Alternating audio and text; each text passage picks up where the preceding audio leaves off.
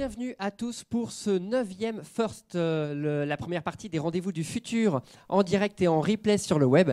Cette émission est rendue possible grâce aux efforts conjugués du Cube, de JD Carré et de Triple C avec le soutien du Digital Society Forum d'Orange. Le magazine Le First, comme chaque mois, a vocation à rencontrer des changemakers, ceux qui font et sont le changement. L'idée est de mettre en lumière des initiatives innovantes, des expérimentations en cours, des projets en train de se construire collectivement, intégrant une forte dimension, qu'elle soit sociale, éducative, culturelle ou citoyenne. Ce soir, avec Rémi, nous vous proposons un magazine spécial sur le Festival du numérique Futur en scène. Et accueillons sur le plateau deux porteurs de projets qui ont été présentés. Arnaud Meneux pour Audiospot. Bonsoir Arnaud. Et le binôme Célia et Claire pour le projet Constellation. Bonsoir. Qui ont pu se mobiliser au dernier instant pour remplacer notre précédent, notre autre invité qui devait nous rejoindre. Vous allez pouvoir en fait suivre cette émission en direct sur le site des Rendez-vous du Futur et réagir sur Twitter avec le hashtag LeFirst et le hashtag les Rendez-vous du Futur. Et nous allons aussi vous solliciter ce soir, puisque cette émission sera aussi interactive, avec un sondage. Alors, le numérique est-il partout ? Eh bien, en tout cas, il a fait son festival avec plus d'une centaine d'événements en Île-de-France, dans le cadre de Futur en scène, qui s'est déroulé du 14 au 21 juin. Nous nous y sommes rendus avec Rémi et y avons vu des démonstrations, des ateliers, des conférences, des expositions et des performances. Une fois encore, le champ d'application était très très large, qu'il s'agisse d'éducation, d'animation en 3D, en passant par le voyage ou la e-santé. Et puisque nous parlons d'innovation, on va vous inviter à donner votre avis sur le site des rendez-vous-du-futur.com. Dans quelques instants, un sondage va apparaître sur le site avec une question assez simple. Pensez-vous que l'innovation soit suffisamment soutenue en France ? Oui ou non ? C'est à vous de répondre. Et on reviendra sur vos réponses. Alors, Rémi, est-ce que tu peux nous parler un petit peu donc, du premier projet, le projet Audiospot ? De quoi s'agit-il ? Oui, alors bonjour à tous. Alors Audiospot, que vous avez fondé Arnaud Meneux en 2014, c'est une solution numérique pour l'accessibilité et la diffusion d'informations de proximité en fonction du profil de l'usager. Donc notamment à destination des personnes malvoyantes, malentendantes, mais pas uniquement. Ça peut s'adresser évidemment à tout le monde. Et on voit qu'il y a des multiples usages et on va en reparler un petit peu avec vous. Votre solution a même remporté le prix, les trophées de l'accessibilité dans la catégorie produits accessibles pour tous cette année en 2015. Alors c'est vrai que nous on a été bien séduits par ce projet et on se demande comment vous est venue l'idée et puis nous expliquer concrètement comment ça marche. Alors bonsoir déjà et merci de me recevoir. Petite précision, la fondatrice d'Audiospot c'est Caroline Azière. Qui ne peut pas être là ce soir et qui a fondé Audiospot avec son époux Jocelyn Azière. Comment nous est venue l'idée, ou comment est venue l'idée à Caroline ? De façon extrêmement simple. En fait, elle a une amie malvoyante et lors d'une soirée, dans une discussion anodine, son amie malvoyante lui a expliqué à quel point il était compliqué au jour en nuit lorsqu'on était dans l'espace urbain, dans l'espace commun, de se déplacer, d'avoir suffisamment d'informations qui permettent à un moment donné d'être en autonomie partielle, mais partiellement totale en tout cas. Et aujourd'hui, ce que reprochent ces gens, c'est le manque de support physique ou de support technologique qui leur permettent justement de regagner de l'autonomie. Le projet est parti de là. Ensuite, nous, on travaillait sur des projets qui reposaient sur les technologies sans contact. Et on s'est dit rapidement, mais comment ces technologies sans contact peuvent apporter cette solution qui rende de l'autonomie à ces personnes qui sont en demande d'autonomie. Et on a commencé à travailler sur le projet Audiospot. Juste 2 chiffres quand même pour illustrer le besoin sociétal. Aujourd'hui, il y a 3 millions de malvoyants en France, il y a 5 millions de malentendants. Les experts considèrent qu'à horizon 2050, ces chiffres vont doubler. Du fait du vieillissement de la population d'une part et du fait des nouvelles pratiques d'autre part. beaucoup plus d'écrans sont consommés par les jeunes, les oreillettes dans les oreilles. Donc forcément, il y aura en plus des pathologies qui vont s'accentuer et à terme, il y aura près de 6 millions de malvoyants et près de 10 millions de malentendants. Donc c'est vraiment un sujet qu'il faut prendre à bras le corps de telle sorte que dans 25 ans, 30 ans en tout cas, ces personnes aient des outils qui permettent de gagner ou de conserver leur autonomie. On voit donc c'est une question cruciale. Alors, est-ce que vous pouvez nous expliquer concrètement, vraiment pour qu'on comprenne bien, comment fonctionne le dispositif ? Peut-être qu'on peut aller sur un exemple très concret. Je crois que vous avez déjà mené un projet dans un Tout à lieu fait. particulier. Alors on a un partenaire fidèle depuis toujours, qui est la ville d'Issy-les-Moulineaux, et qui nous a permis de déployer un dispositif à l'espace André Chédid, l'espace culturel qui est juste à côté de la mairie pour ceux qui souhaiteraient s'y rendre, et qui est une mise en accessibilité pour les malvoyants dans ce cas de figure. Qui est une mise en accessibilité pour les malvoyants dans ce cas de figure de l'espace André Chédid, avec un exemple tout bête, une fonction interphone qui est déployée sur le smartphone des personnes malvoyantes. Si vous avez besoin de joindre l'accueil, il est compliqué, d'autant plus lorsque vous n'avez pas le numéro de téléphone de la joindre. Là, il suffit d'un double tap, de taper sur l'écran et automatiquement ça appelle l'accueil. Et vous pouvez avoir une aide par les personnes qui sont à l'accueil. Comment ça fonctionne pour vous répondre, Rémi, de façon très simple, c'est que nous disposons en fait sur les établissements recevant du public et sur les installations ouvertes au public qui sont sous le couvert de la loi de 2005 sur l'accessibilité, des balises de ce type, qui sont des balises émettrices. Elles émettent qu'une seule chose, c'est leur identité, qui elles sont. Et lorsqu'on passe à proximité de ces balises avec le téléphone qui a l'application AudioSpot, le téléphone récupère l'identité de la balise, communique avec nos serveurs et le serveur renvoie le contenu qui est associé à cette balise. Il le renvoie sous 3 formes: format audio pour les malvoyants, format audiovisuel pour les malentendants et pour toutes les autres personnes dites, et je mets des gros guillemets, normales. Et en plus, il y a une caractéristique supplémentaire, c'est que c'est un service multilingue qui porte autant de langues que le souscripteur souhaiterait en avoir. On a un gros aéroport qui est intéressé et qui aimerait porter une dizaine de langues à travers ce dispositif. En fait, c'est une forme de signalétique accessible à tous, dans son smartphone ou sa tablette. C'est une signalétique de proximité, je rajouterais, micro-localisée ou géolocalisée. Il y a un point hyper important pour les personnes malvoyantes, c'est la distance et la latence. Lorsque vous signalez un escalier ou une porte d'ascenseur, il faut que le message arrive au bon moment et à la bonne distance. Donc effectivement, là, on signale des escaliers, des portes d'ascenseur, de la signalétique directionnelle. Ça, c'est le premier champ applicatif. Deuxième champ, c'est la possibilité de diffuser pour tous des informations pratiques, des informations culturelles, des informations touristiques. Et là, c'est l'ensemble de la communauté qui peut profiter du dispositif. Moi, je voulais savoir en fait quel était l'accueil en fait des associations de personnes en situation de handicap quand ils ont découvert votre système. Alors l'accueil a été, je vais parler d'une association en particulier ou de deux. On a vu l'association Valentin Huy, qui est l'une des principales associations de malvoyants. On a également rencontré Monsieur Thierry Jams, qui est, je crois, l'interlocuteur du gouvernement sur toutes ces questions. Et l'accueil a été positif à 2 niveaux. C'est que déjà dans l'offre qui était disponible pour les ERP, les IOP, donc les établissements et les installations ouvertes au public, l'offre était relativement faible. Et en plus, elle était complexe parce qu'elle nécessitait des investissements en structure. Et là, il y avait une solution agile qui arrivait sur le marché. Il faut juste savoir, je vais vous montrer la balise, que ces balises sont auto-alimentées. Ne nécessitent pas de tirer des câbles, de mettre de l'électricité, etc., etc. On est vraiment sur du plug and play, en quelque sorte. Et d'autre part, sur l'usage qu'ils en ont fait, puisqu'ils ont testé cette solution, que ce soit M. Thierry Gems qui est venu dans nos locaux ou AVH, ils trouvent un usage qui effectivement les rassure dans leurs déplacements quotidiens et leur permet justement de regagner l'autonomie. Ok, donc on a compris là, du coup que technologiquement en fait c'est bien avancé, il y a un accueil du public, il y a un pilote. Quelles seraient les prochaines étapes du projet ?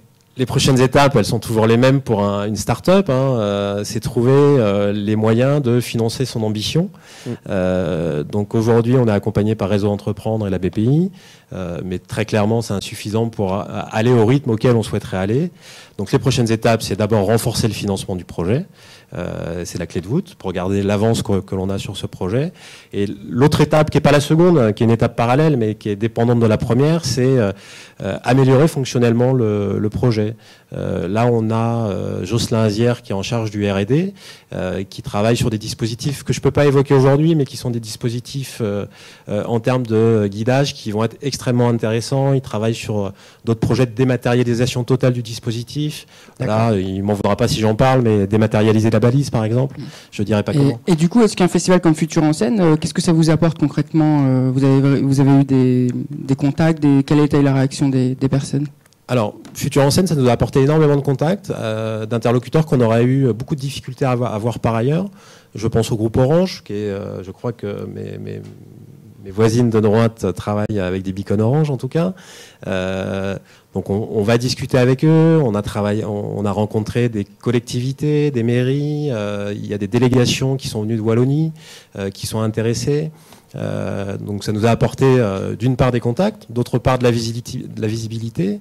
Et à travers cette visibilité, on gagne en légitimité aussi, puisque Futur en scène, on est passé par Scène Ouest Digital. Alors je remercie Eric Legal et Louis Costenoble également. On a répondu à l'appel à projet, ils nous ont sélectionnés, et c'est vrai qu'ils nous ont offert une vitrine pendant 4 jours qui était assez formidable pour nous. Ok. Merci beaucoup Arnaud de nous avoir présenté cette initiative. On va faire une petite pause avec la chronique d'action créative positive de Laura. À toi Laura.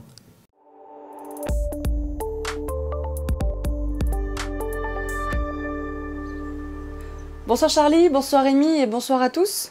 Ce soir je m'accompagne de ma guitare électrique qui va m'aider pour cette chronique, puisque j'ai décidé de vous parler de Fretix, qui vient d'ailleurs d'être exposé lors de la dernière édition de Futur en scène à Paris, qui va permettre de faciliter l'apprentissage de la guitare.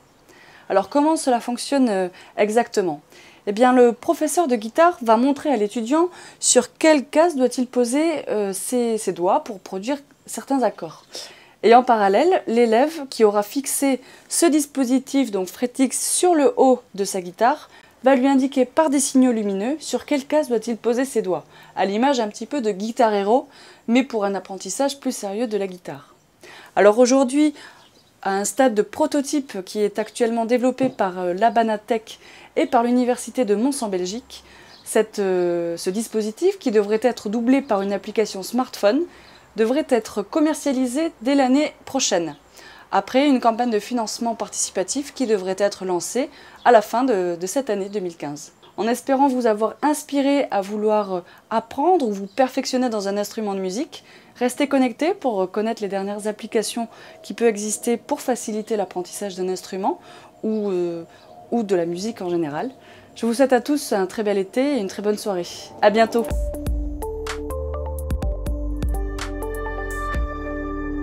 Merci Laura en fait pour cet exemple d'autres projets qui a été présenté à Futur en scène, donc là qui touchait plutôt la musique.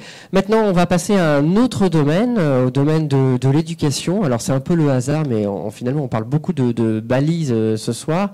Rémi, peut-être que tu peux nous dire quelques mots sur ce projet qui a retenu notre attention, et puis révéler que finalement c'est un projet qui a un lien très fort avec le cube.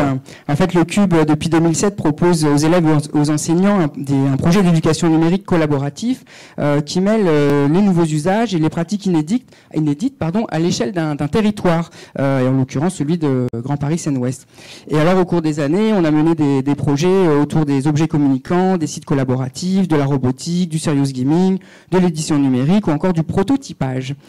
Alors, cette année, on a proposé le projet Constellation, qui est un parcours interactif et poétique dans l'enceinte de l'école qui a été conçu avec les élèves, par les élèves. Claire, est-ce que tu peux nous présenter le projet ? Oui, alors le projet, en fait, c'est d'utiliser les balises beacon, comme celles qu'on a vues tout à l'heure, et de construire un parcours, donc soit un parcours imaginaire où on va suivre les aventures d'un personnage, ou un parcours un peu plus muséal où en fait les élèves vont inventer la visite de leur école. Et donc du coup les enfants ont placé ces 5 balises dans leur école, donc dans la cour de récré, dans la salle de classe, dans la bibliothèque, et ont créé les contenus qui sont associés à ces balises, donc photos, vidéos, articles, etc. Et pour mettre en avant ces contenus, on a fait développer une application, l'application Constellation, qui est disponible aujourd'hui sur l'App Store. Très bien, très bien. Et comment ça s'est déroulé en fait le déploiement de ce projet avec les élèves, quel a été l'accueil Alors, pour faire on est intervenu en classe et du coup, c'est Célia accompagnée de Julie qui sont intervenues dans les classes. Donc, c'est Célia, comment ça s'est passé avec les élèves tout au long du projet? Est-ce qu'il y a une évolution du départ du projet? Parce que ça dure 1 an, ce projet, hein, où on le commence en octobre, quelque chose comme ça. On commence à le réfléchir, on commence à le préparer avec les enseignantes en octobre, mais sinon on commence vraiment les séances en classe à partir du mois de janvier. Et donc sur 6 mois, on fait évoluer le projet, on fait avancer le projet avec les enfants et les institutrices. C'est-à-dire qu'au début, on leur fixe un peu les objectifs, on leur explique ce qu'ils vont faire, on leur explique la technologie qu'ils vont utiliser. Et en fait, au long des 6 mois, voilà, tout au bout, on arrive à la finalisation. Et donc le projet est très bien accueilli par les enfants et par les institutrices qui se sont en fait vraiment emparés de la thématique et qui en ont fait vraiment leur projet également. Alors, est-ce que vous avez des exemples très concrets? Qu'est-ce qu'ils ont fait? Qu'est-ce qu'ils ont mis en valeur? Qu'est-ce qu'ils ont fait rayonner? Alors, voilà, comme tu dis, c'est exactement ça. Ils ont mis en valeur leur école. Déjà, ils ont choisi 5 points d'intérêt dans leur école, donc 5 endroits. Et donc, du coup, ils ont réfléchi, pour certains, à quelque chose qui pourrait se passer dans le futur. Par exemple, qu'est-ce que ce serait leur école du futur? Et donc, à partir des 5 endroits qu'ils ont choisis dans l'école, ils ont imaginé qu'est-ce que ce serait une cour de récré dans le futur, la cour de récréation du futur, la cantine dans le futur, qu'est-ce que ça pourrait être? Et la classe, par exemple, où il n'y aurait plus d'institutrice, mais elle serait remplacée par un robot. Et Alors, comment elles ont réagi? Elles avaient peur de se retrouver transformées en robots, ou comment elles ont accueilli le projet? Alors, ça dépend des caractères, mais mais du coup, oui, non, elles l'ont plutôt bien pris quand même. Et puis, on gardait quand même le côté humain sur d'autres aspects. Dans des classes aussi, ils sont partis sur des constats, en fait. Par exemple, à Issy-les-Moulineaux, à Ville-d'Avray. À Ville-d'Avray, ils sont partis sur le constat que leur école était construite sur une ferme et une laiterie. Et donc, en fait, ils ont imaginé un petit personnage qui revenait à l'époque où c'était la ferme, sauf que ça n'existait plus, évidemment. Et donc, du coup, ils découvraient l'école comme ça. En fait, ils déambulaient dans les couloirs à la recherche de l'endroit qu'il avait connu et des amis qu'il avait eus autrefois. Et en fait, plus rien n'existait. Alors, faut voir que le projet, justement, le projet a vraiment une approche projet, justement, dans la réalisation. Et ça développe plusieurs aptitudes des enfants. Enfin, on en parlait avec les instituteurs. Comment ça se passe, justement, l'approche projet d'une telle initiative? Alors, du coup, c'est plus la partie où on va travailler ensemble avec l'institutrice sur le scénario un peu du projet. Donc, toute la partie qui va être la rédaction, l'écriture des textes, la mise en page, la partie aussi où on va illustrer son projet. Et toute la partie que nous, on va apporter au Cube, c'est-à-dire l'expertise sur la tablette, par exemple, et sur tous les outils, des applications qui vont nous servir à créer tous les contenus qui vont être montrés dans les écoles. C'est-à-dire qu'on va... en fait, ils découvrent tout simplement que la tablette n'est pas qu'un outil pour jouer, mais qu'on peut travailler avec, on peut faire du montage. L'usage.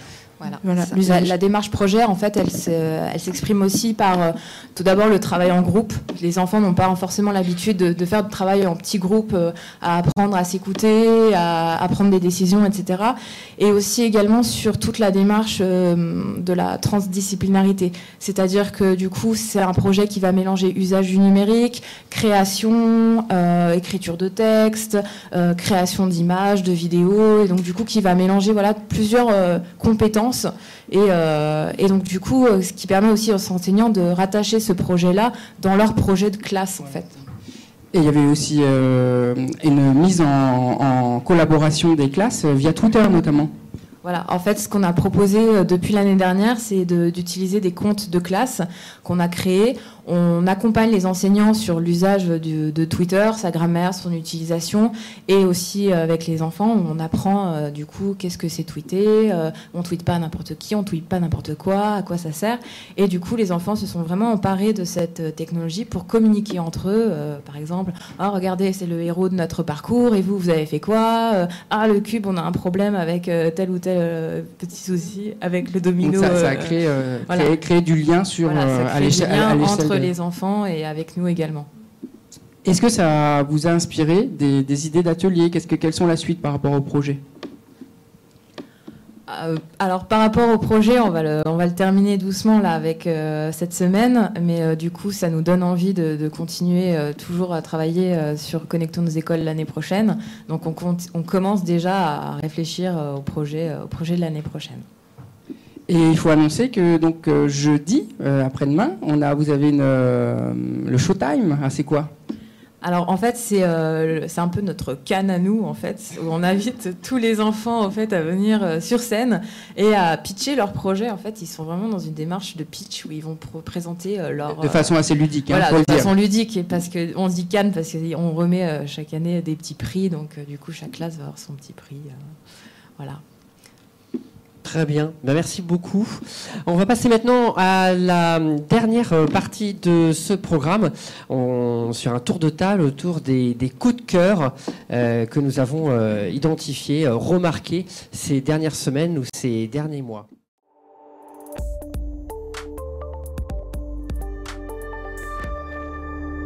À moins qu'on ne fasse la chronique de Rémi, que j'allais zapper non, mais sur la en fait, créativité. Non, il n'y a aucun souci, parce que figure-toi que ma chronique... Tu as quelque chose à dire? Oui, moi j'ai quelque chose à dire. Alors, voilà. J'ai quelque chose à dire. Ma chronique, c'est pas une chronique, justement, à faire les coups de cœur. Moi, je vais faire un petit coup de gueule.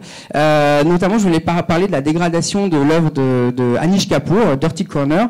Vous savez qu'Anish Kapoor a une exposition en ce moment au château de Versailles. Et pourquoi cette œuvre a-t-elle été dégradée? Eh bien, tout simplement parce qu'elle ferait penser à un sexe féminin, à tel point que certains l'ont appelé le vagin de la reine, ce qu'a toujours réfuté l'artiste Anish Kapoor. Alors je me demande un petit peu à quoi leur fait penser la Tour Eiffel ou l'obélisque. Et malheureusement, ça pourrait être drôle, mais ça fait quand même écho à ce qui s'est passé l'hiver dernier avec Paul McCartney, qui a pas pu installer son œuvre sur la place Vendôme, même si évidemment, je le répète, les œuvres de McCartney et de Kapoor sont totalement différentes les unes des autres et le propos est différent. Et dans le cas de McCarthy, c'est allé assez loin, parce que rappelons que l'artiste a été agressé physiquement.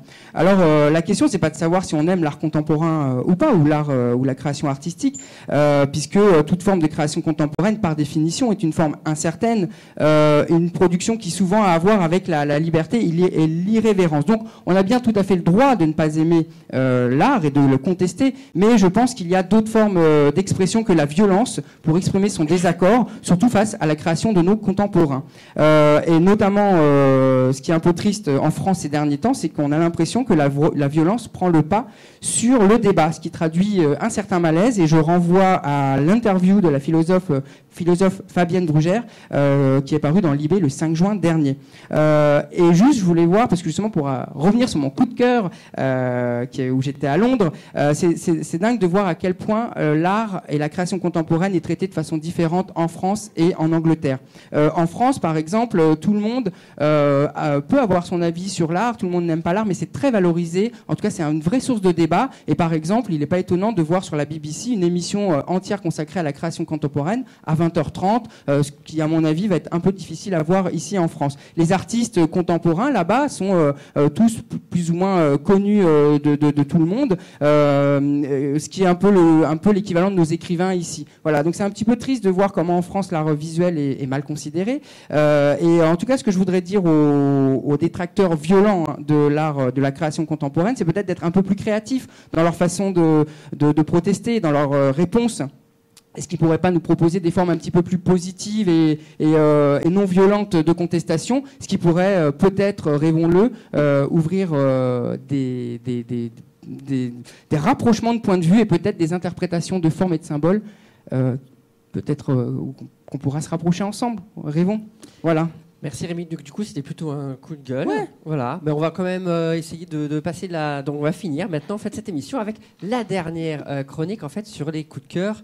On va passer un petit jingle et ensuite on va faire un petit tour de table.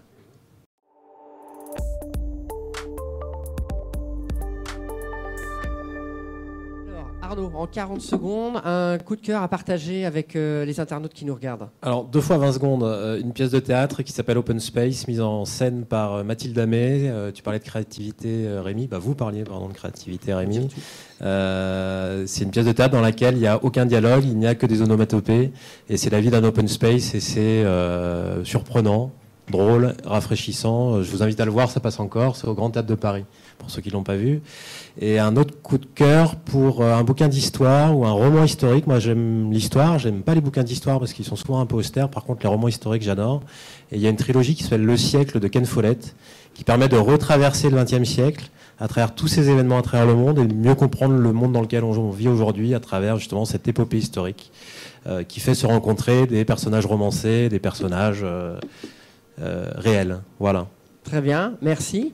On passe le micro à Claire. Alors 30 secondes pour un coup de cœur. Vous allez voir, à la fin, on va arriver à 5 secondes. Alors c'est la sortie de la saison 2 de la série Alten Catch Fire, qui est une série qui raconte en fait les aventures et les mésaventures d'une petite équipe sur le développement de l'ordinateur portable dans les années 80. Donc il arrive plein de choses et c'est franchement intéressant parce que du coup il y a à la fois de la fiction mais c'est très ancré dans l'époque. Donc voilà. Merci Claire. Célia, un coup de cœur, 20 secondes. Allez. Ok, 20 secondes. Une application qui n'est pas récente, mais que j'ai découvert il n'y a pas longtemps, qui s'appelait Machinarium. Et en fait, c'est l'histoire d'un petit robot qui doit évoluer. C'est un jeu d'aventure, en fait, pour retrouver sa chérie qui a été kidnappée. Et en fait, c'est un jeu de casse-tête, de logique, de rapidité. Voilà, plein d'énigmes à résoudre pour le faire réussir dans sa quête. Merci Célia. J'ai un coup de cœur quand même. Donc comme j'ai dit, je suis allé à Londres et j'ai vu l'exposition de l'artiste belge Karsten Oller et c'est assez génial parce que Karsten Oller, il vous fait ressentir physiquement plein de sensations et il vous demande de faire des choix. Alors par exemple, vous rentrez dans l'exposition, il faut choisir quelle porte d'entrée on va prendre et puis ensuite on va se retrouver dans un labyrinthe pendant 5 bonnes minutes complètement dans le noir, donc on est déjà une sensation et ensuite on va vous pourrez porter des lunettes qui vous font voir le monde à l'envers, donc je l'ai testé, c'est totalement troublant. Et on va il va même vous proposer d'essayer ces machines volantes pour que vous puissiez voler. Je crois que voilà, la preuve en image, je crois qu'on me voit.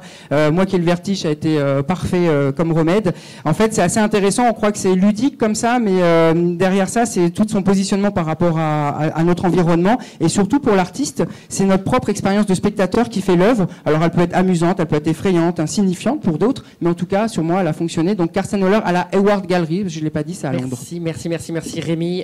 Très rapidement, moi j'ai un coup de cœur, mais qui viendra. Voilà, c'est une compilation en fait de musique rock psychédélique des années 60-70 au Pérou pendant la dictature. Mais on n'aura peut-être pas le temps d'y passer beaucoup de temps. Cette émission touche à sa fin.